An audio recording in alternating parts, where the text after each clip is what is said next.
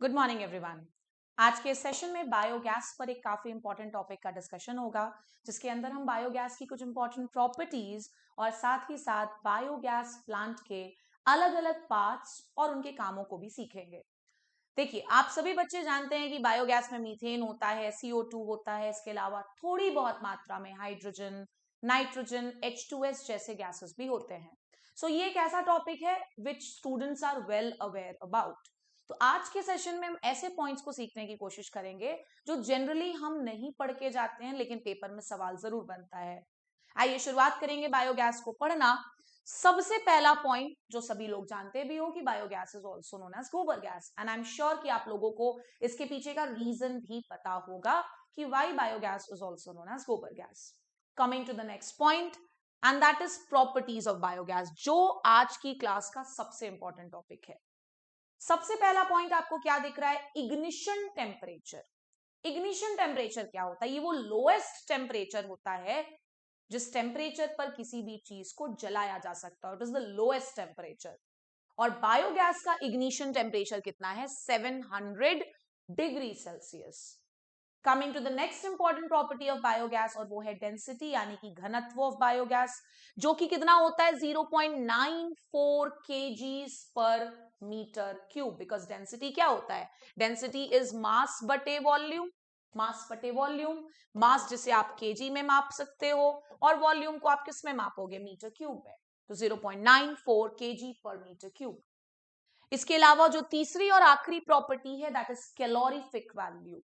किसी भी चीज को जलाने के बाद वो कितना एनर्जी प्रोवाइड करता है जलने के बाद। ध्यान रखिएगा, जलने के बाद आपके बॉडी के अंदर रेस्पिरेशन भी जब होता है, खाना जलता है, तो हीट एनर्जी तो निकलती है। भैया यहाँ तो आप बायोगैस को जलाओगे तो ऑब्वियस सी बात है वो कुछ ना कुछ अमाउंट ऑफ एनर्जी को रिलीज करेगा, और ये अमाउंट ऑफ एनर्जी जो कोई चीज जलने के बाद रिलीज करती है, दैट इज कैलोरीफिक वैल्यू। और बायोगैस की कैलोरीफिक वैल्यू 5000 से 5600 किलो कैलोरी पर केजी होता है। मतलब 1 kg बायोगैस अगर जलाते हो तो ऑन एन एवरेज वहां से 5000 से 5600 kilo calorie of heat energy release होती है।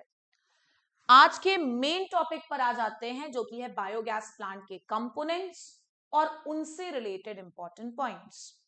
शुरुआत करेंगे सबसे पहले कंपोनेंट के साथ, जो कि है मिक्सिंग टैंक। नाम से ही समझ में आ रहा है कि किसी दो या दो से ज्यादा चीजों को मिक्स करने वाला हिस्सा होगा ये बायोगैस प्लांट का। किस चीज के मिक्सिंग में यूज होता है ये पढ़ते हैं। तो ये बेसिकली स्लरी बनाने में यूज होता है। अब ये स्लरी क्या है? स्लरी तो मेन टॉपिक है। स्लरी का मतलब है गोबर, जो आप बायोगैस बनाने में यूज करोगे, उसको मिक्स किया जाता है वाटर के साथ। तो भैया मिक्सिंग किया ना, इसीलिए तो नाम है मिक्सिंग टैंक। सो मिक्सिंग टैंक में हम क्या बनाते हैं? स्लरी। स्लरी क्या है? It is a mixture of Dang and water. गोबर और पानी के मिक्सचर को हम स्लरी कहते हैं। नेक्स्ट टॉपिक पर आ जाते हैं, that is feed inlet pipe. ये बायोगैस प्लांट का दूसरा इंपॉर्टेंट कंपोनेंट है, जिसे हम कहते हैं फीड इनलेट पाइप। क्या काम करता है ये? The slurry is let into the digester via the inlet pipe. जो स्लरी आपने मिक्सिंग टैंक में बनाया था, वो डाइजेस्टर, जो कि कंपोनेंट होता है बायोगैस प्लांट में, इस डाइजेस्टर में भेजा जाएगा। किस स्ट्रक्चर की मदद से? फीड इनलेट पाइप की मदद से। तीसरे कंपोनेंट पर आ जाते हैं, जो कि सबसे इंपॉर्टेंट है मेरे हिसाब से, दैट इज डाइजेस्टर। हमने अभी क्या पढ़ा कि स्लरी को तुम्हें डाइजेस्टर में भेजना है, तो बीच में कौन रोल प्ले करेगा? Feed inlet pipe. अब फाइनली हम आ चुके हैं डाइजेस्टर तक, और आओ पढ़ते हैं डाइजेस्टर का काम क्या है। The slurry is subjected to anaerobic fermentation in digester. तुम जो स्लरी को इतने खुशी खुशी भेज रहे हो डाइजेस्टर में, किसी ना किसी कारण की वजह से भेज रहे होगे ना। बिकॉज स्लरी डाइजेस्टर में पहुंचेगा और वहीं पर चालू होगा स्लरी में एनएरोबिक फर्मेंटेशन का प्रोसेस। तभी तो जाकर के CO2 और मीथेन जैसे गैसेस का प्रोडक्शन होगा। Coming to the next important component of biogas plant, और ये है गैस होल्डर। गैस होल्डर, भाई तुम बायोगैस पढ़ रहे हो जिसमें मीथेन और CO2 होता है, तो वो जो डाइजेस्टर में एनारोबिक फर्मेंटेशन चला है अभी स्लरी का, वो गैस तो प्रोड्यूस करेगा, और वो गैस क्या होगा? गैस होल्डर में जाकर के स्टोर होगा। सो गैस होल्डर का काम, as a result of anaerobic fermentation, the gas produced is held in the gas holder.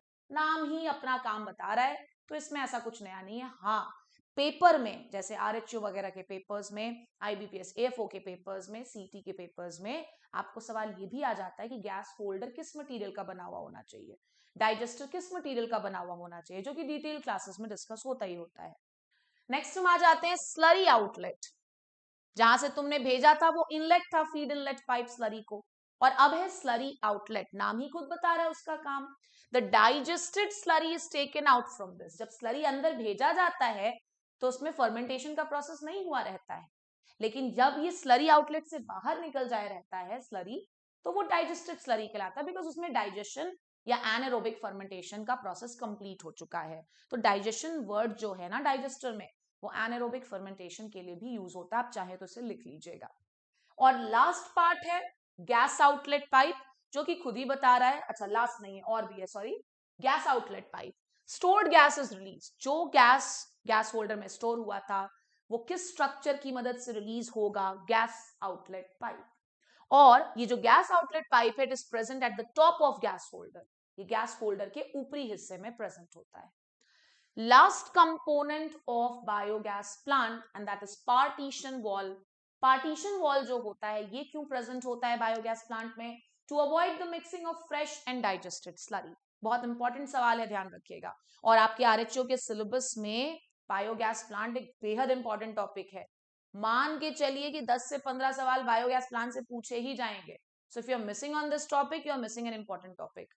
तो पार्टीशन वॉल, पार्टीशन मतलब ही किसी चीज को डिवाइड करने वाला, तो ये डाइजेस्टेड स्लरी और फ्रेश स्लरी को अलग अलग रखने में हेल्प करता है। सो ये था एक छोटा सा session on important components of biogas plant, और साथ ही साथ मैंने कुछ इंपॉर्टेंट प्रॉपर्टीज को भी डिस्कस किया। I hope you like this session. Next lecture जल्दी ही लेकर के आऊंगी, डेफिनेटली उस लेक्चर के लिए भी वेट कीजिएगा। Thank you once again.